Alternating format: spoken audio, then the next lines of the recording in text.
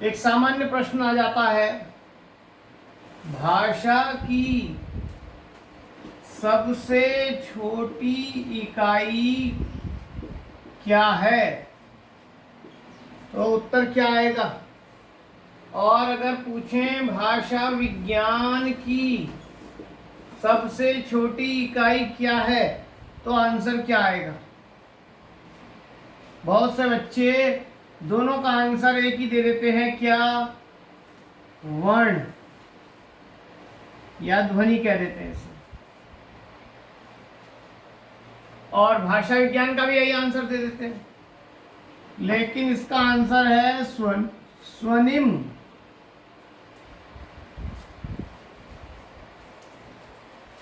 भाषा की सबसे बड़ी इकाई क्या है? और भाषा विज्ञान की सबसे बड़ी इकाई क्या है? भाषा की सबसे बड़ी इकाई वाक्य है,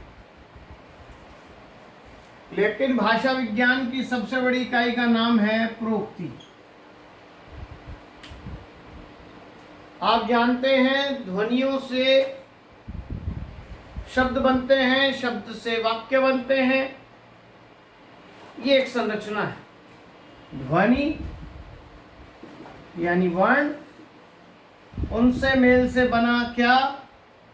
शब्द, और शब्द से बना क्या? वाक्य। ये भाषिक व्यवस्था है भाषा की। भाषा विज्ञान में स्वनिम की चर्चा है। स्वनिम मिलकर एक रूप तैयार करता है जिसका नाम है रूपिम, और रूप जो है वो वाक्य निर्धारित करते हैं, और वाक्य का जो नाम है यहाँ पर वो है प्रोक्ति के रूप में। क्योंकि एक वाक्य, एक लाइन का वाक्य भी प्रोक्ति हो सकता है, और एक पूरा अनुच्छेद भी अपने आप में प्रोक्ति हो सकता है। तो प्रोक्ति क्या है ये थोड़ा समझेंगे। अगर ये दोनों चीजें एक ही हैं तो फिर अंतर क्या है? क्या केवल ये दोनों पर्याय हैं, या इनमें अंतर भी है? तो इनमें अंतर भी है, तो हमें दोनों चीजें समझनी है। व्याकरण में तो आप ये समझ के आ चुके, लेकिन भाषा विज्ञान में ये क्या है ये समझना है हमें। जैसे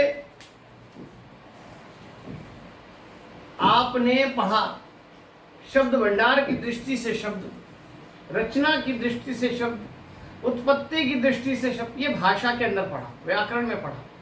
भाषा विज्ञान में आप ये पढ़ेंगे ये शब्द कैसे जो बन रहा है उसका रूप कैसे क्रिएट होता है, कैसे बदलता है, ये सब चीज हम किसमें पढ़ेंगे? रूपिम में। और उसको किस नाम से जाना जाता है? ढंग से देखें तो यही सारा कुछ जो हम भाषा विज्ञान पढ़ेंगे ये सब व्याकरण का ही पार्ट है, व्याकरण का ही रूप है, लेकिन इसके नाम क्या है यहाँ पर सब अलग अलग हैं।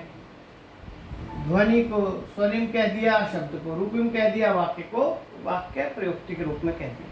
ठीक है, क्लियर है? तो एक तो ये ध्यान रखना, पेपर में कई बार जो ये पूछा जा रहा है वो क्या पूछा जा रहा है, भाषा पूछ रहा है कि भाषा विज्ञान पूछ रहा है, इसी चीज पर ही नंबर मिलते हैं।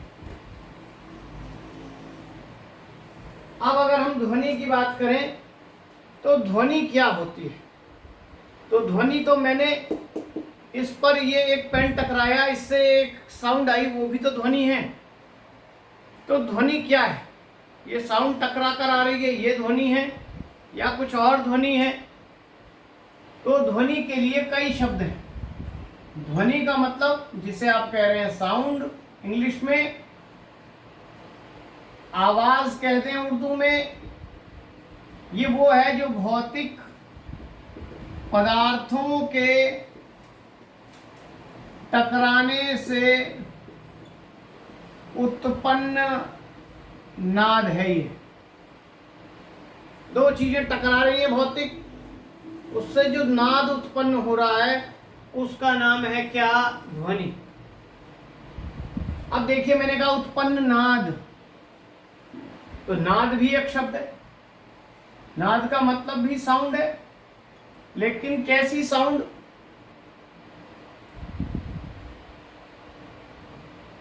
आध्यात्म में मनुष्य के अंदर ध्वनित सूक्ष्म ध्वनि ये है नाद। जैसे कबीर कह रहे हैं अनहद नाद। कबीर ने अनहद ध्वनि की बात नहीं की, अनहद नाद है तो साउंड ही, लेकिन अध्यात्म के क्षेत्र में उसके लिए क्या शब्द है? नाद शब्द है। वहीं पर एक शब्द और आता है स्फोट। स्फोट का मतलब फूटना। ध्वनि जो है फूटती है, स्फुटित होती है, लेकिन कहाँ होती है? व्याकरण में शब्दों में से अर्थ स्फुटित होते हैं। अर्थ स्फुटित होते हैं, एक साउंड निकलती है, अर्थ विस्फोट कहते हैं उसे। तो स्फोट शब्द कहाँ है? व्याकरण में है। ये व्याकरण का पार्ट है, ये सामान्य भाषा का पार्ट है, और इसी को स्वनिम कहा जा रहा है। फोनिम अपने आप निर्मित है जो, उसे स्वनिम कहा गया। ये कहाँ बोला जा रहा है शब्द इसी ध्वनि के लिए? भाषा विज्ञान में, यानी अलग अलग क्षेत्रों में वही ध्वनि शब्द अलग अलग नामों से पुकारा जा रहा है। इसलिए पेपर में पूछ सकता है ध्वनि के लिए स्वनिम शब्द किस क्षेत्र में प्रयुक्त होता है? ऑप्शन ये 4 होंगे। पेपर में आ चुका है एक बार। नाद शब्द ध्वनि के लिए कहाँ प्रयोग होता है? इस तरह आ सकता है ध्वनि के लिए अध्यात्म में कौन सा शब्द प्रयोग होता है? ये चारों दिए हों। इसलिए साधक जो है नाद बिंदु पर ध्यान देता है, जहां से साउंड आ रही है अंदर ही अंदर से, तीसरे तिल के पीछे से। तो ये सारे वर्ड जो हैं अलग अलग क्षेत्र के हैं। सबका मीनिंग तो साउंड है, लेकिन सबकी साउंड का प्रयोग जो है अलग अलग। क्लियर हो गई यहाँ तक बात? अब आइए बात करते हैं। जब हमें पता लग गया हमने ध्वनि की बात करनी है, व्याकरण वाली भाषा अलग है और भाषा विज्ञान वाला ध्वनि रूप अलग है। तो पहले जो आप मोटे स्तर पर जानते हैं, व्याकरणिक स्तर पर जानते हैं, क्या उस वर्ण विचार की बात करें या भाषा विज्ञान की ही सीधी बात करें? तो हमें भाषा विज्ञान की ही बात करनी चाहिए, सीधा स्वनिम की ही बात करनी चाहिए।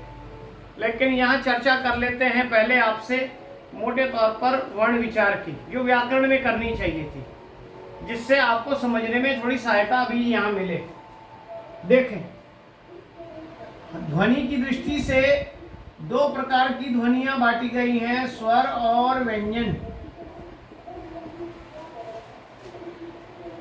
स्वर और व्यंजन 2 प्रकार की हमारे पास ध्वनियां हैं।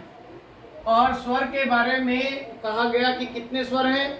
तो कोई कह रहा है 11 स्वर हैं, कोई कह रहा है 13 स्वर हैं। तो कैसे पता लगेगा कि कितने स्वर हैं? तो पहले एक बार हमें स्वर का पता होना चाहिए। अ, आ, ई, उ, ए, ऐ, ऋ, ओ, औ, अं, अः। 1 2 3 4 5 6 7 8 9 10 11 12 13। ये 13 हो गए। ये 13 हो गए तो 11 स्वर क्यों कह रहे? तो अगर आपसे पूछता है कुल स्वर, तो कुल स्वर कितने हैं? 13 कहें, हमारे पास कुल 13 स्वर हैं। लेकिन जिस 11 की बात हो रही है वो कौन से स्वर हैं? मानक स्वर, वो हैं 11। और वो 11 क्या है?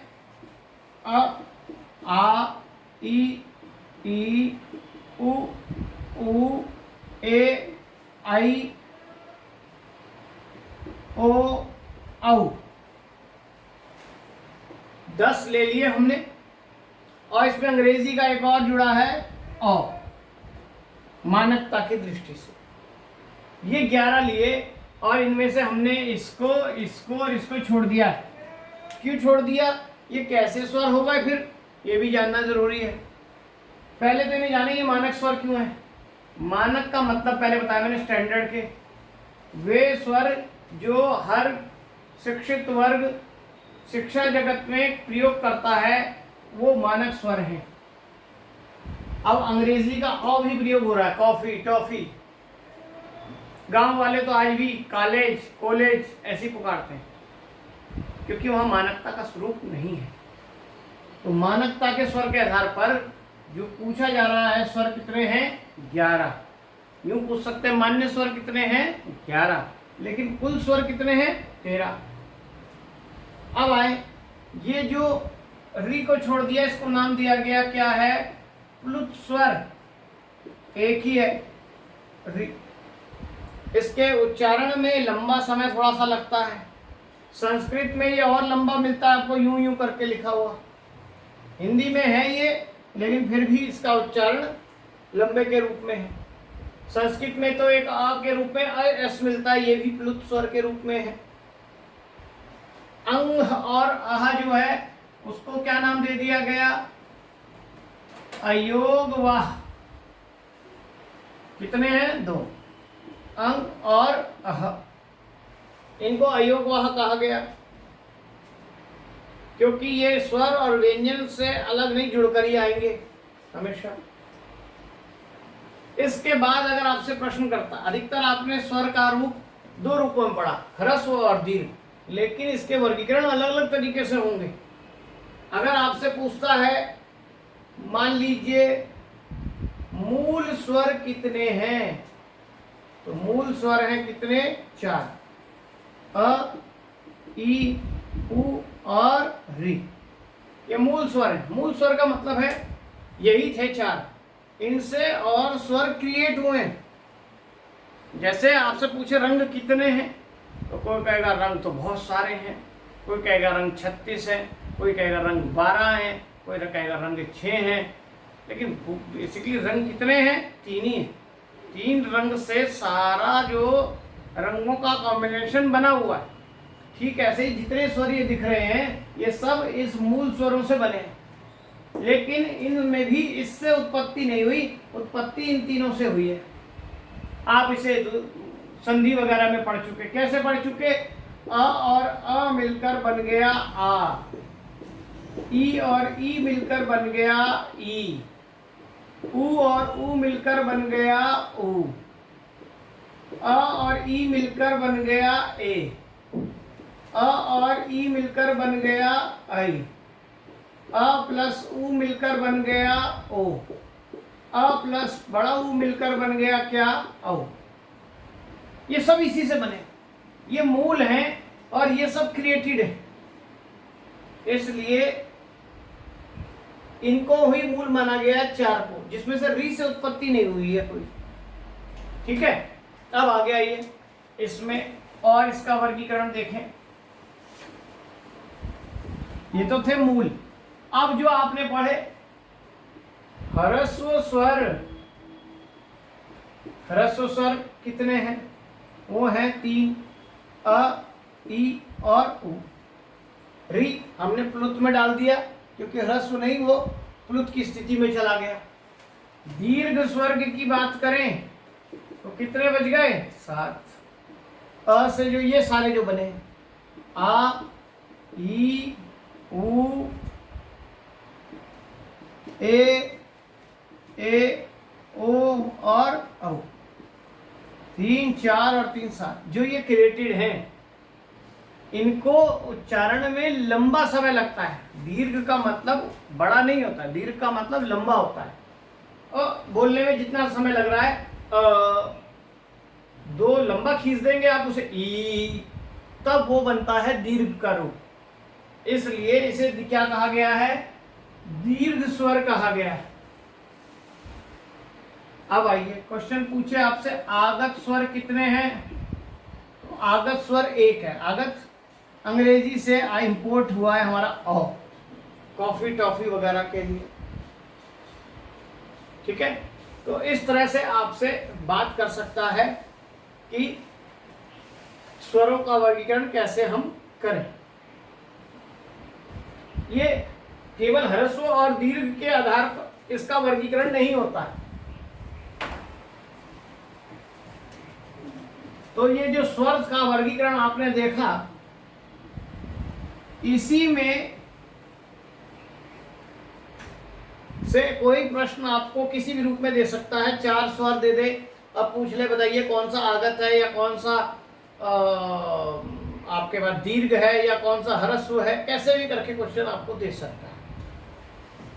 व्यंजन की स्थिति की अगर हम बात करें, व्यंजन, तो व्यंजनों में एक टेबल आपको दिखाई देती है, क, ख, ग, घ, अंग, च, छ, ज, झ, य, ट, ठ, ड, ढ, ण, त, थ, द, ध, न, प, फ, ब, भ, म, य, र, ल, व, श, श, स, ह, अक्ष, त्र, ज्ञ, श्र। ये एक टेबल मिलती है व्यंजन की हमारे पास। लोगों को लगता है ये बड़ा मुश्किल है याद करना, अंग्रेजी वाला जो रूप है वो आसान है याद करना कंपैरेटिवली। तो क्या ये सही है? ऐसा नहीं है।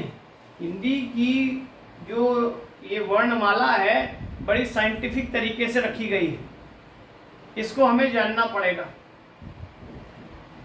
इसको समझने के लिए पहले तो एक तो आपको इसको एक अलग तरीके से देखना है, इसको अलग तरीके से देखना है, इसको अलग तरीके से देखना है, इसको अलग और इसको बिल्कुल अलग।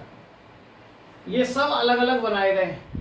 रनिंग में क्यों नहीं लिखे गए जैसे ABCD लिखी जाती लास्ट तक? क्योंकि उसमें कोई क्रम नहीं है, उसमें स्वर और व्यंजन मिक्स है। यहाँ पर स्वरों की व्यवस्था अलग है और व्यंजनों की व्यवस्था अलग है। स्वरों के लिए एक अलग नियम है। आप स्वर को देखा आपने, मात्रा में कन्वर्ट हो गए। और कैसे कन्वर्ट हो गए स्वर? आप जानते हैं आ की मात्रा दिखाई नहीं देती है। आ की मात्रा है, छोटी ई की मात्रा है, बड़ी ई की मात्रा है, छोटे ओ की, बड़े ओ की, सबकी मात्राओं का एक रूप बनाया गया है। ए की मात्रा, ऐ की मात्रा, ओ की मात्रा, औ की मात्रा। स्वर कन्वर्ट होते हैं मात्राओं में सारे, लेकिन इन मात्राओं में कन्वर्ट होने का भी एक नियम है। क्या नियम है? अगर स्वर स्टार्टिंग में आ जाए, देखिए ई स्वर स्टार्टिंग में आ गया तो ये मात्रा में नहीं लिखा जाएगा। ठीक है, ये एक नियम है। बीच में आने पर, वर्ण के साथ जुड़ने पर ही ये मात्रा में कन्वर्ट होगा।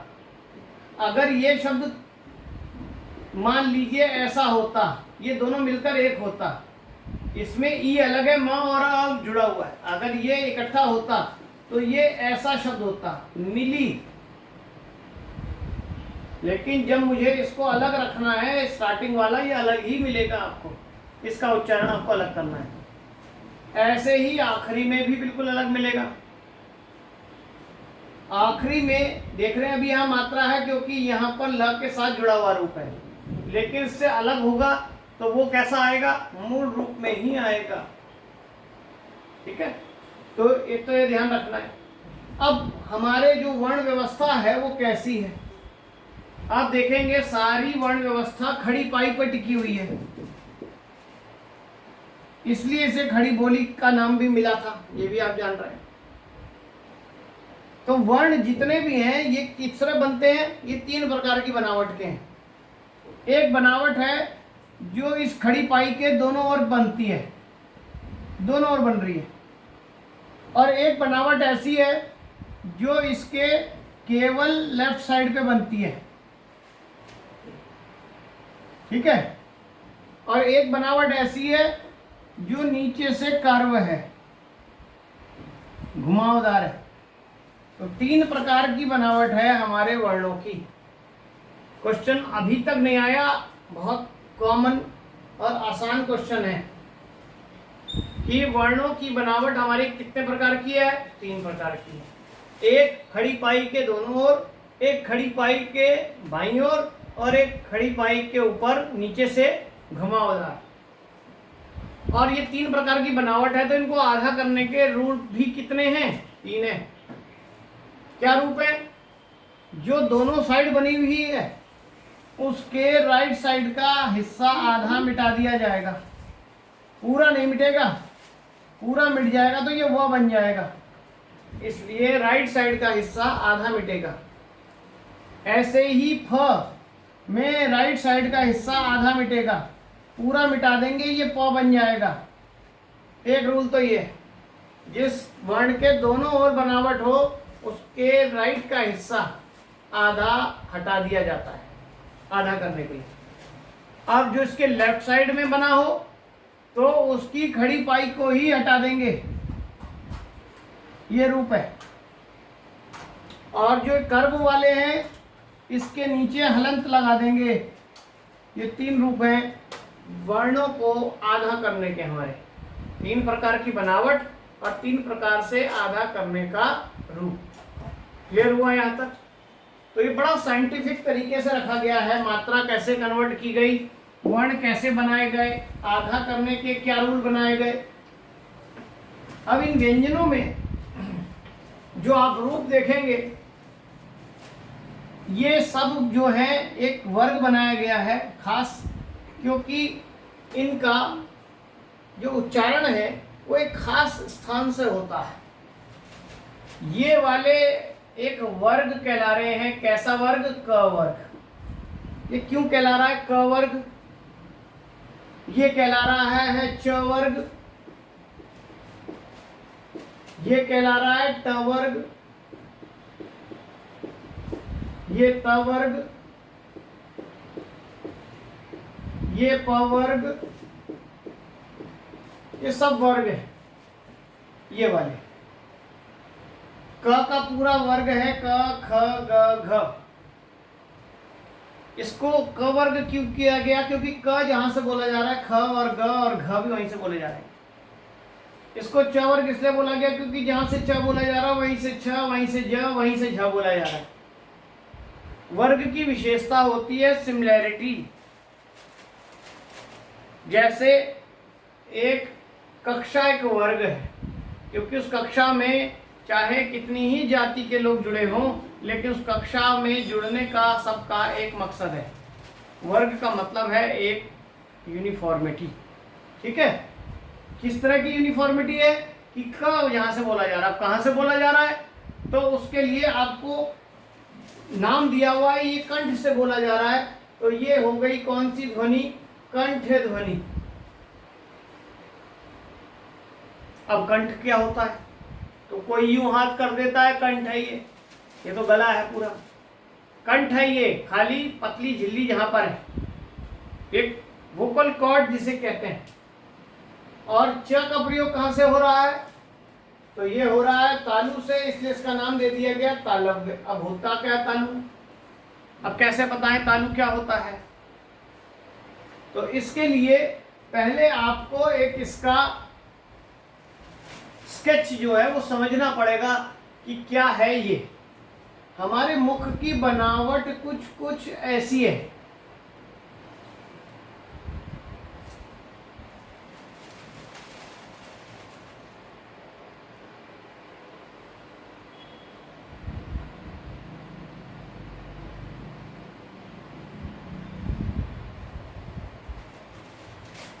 ये हमारे मुख की बनावट है।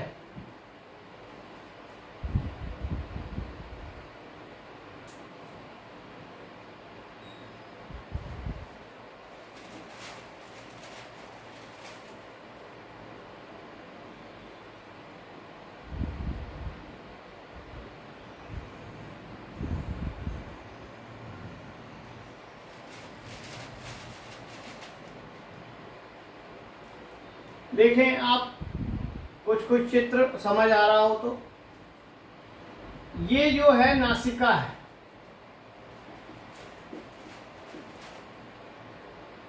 ये जो ऊपर का अपर लिप जिसे कहते हैं इसका नाम है ओंठ,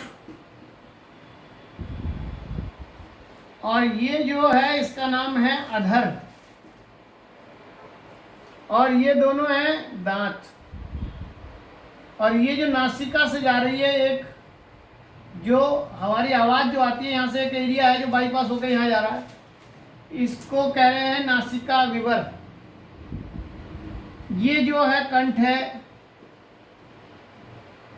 जिसे काकल्य भी कह देते हैं, सॉरी स्वर यंत्र कह देते हैं, भाषा वैज्ञानिक शब्द है स्वर यंत्र, कंठ। इंग्लिश में इसका नाम है वोकल कॉर्ड। और यहीं पर आप देखते हैं एक छोटा सा, छोटी जीभ कह देते हैं लोग, एक स्किन लटकी हुई है जिसका नाम है कौवा, भाषा वैज्ञानिक शब्द है काकल्य। ये जीभ है हमारी।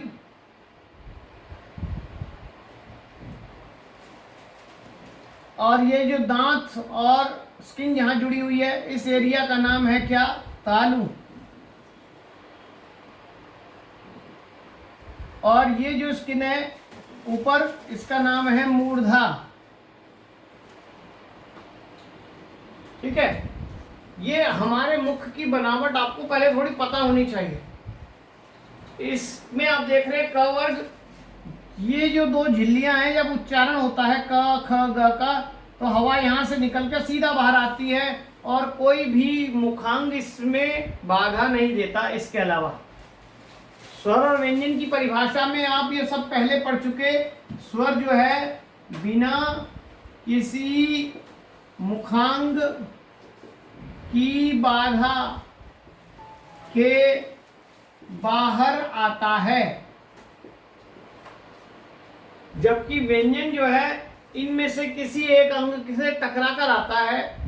इसलिए स्वर और व्यंजन में अंतर दिखाई देता है आपको। ये यहां से टकरा कर आता है कंठ से, इसलिए इस पूरी ध्वनि का नाम दे दिया गया क्या? कंठे ध्वनि। तालव्य च क्यों बोल रहे हैं? जब आप च बोल के देखेंगे तो आप देखेंगे, च बोलने से पहले ही रुक जाइए, तो आप देखेंगे आपकी जो ये जीभ है ये यहां टच होती है च, इसलिए यहां से टच होने के कारण इसका नाम हो गया क्या? तालव्य ध्वनि, तालु से टकराने के कारण।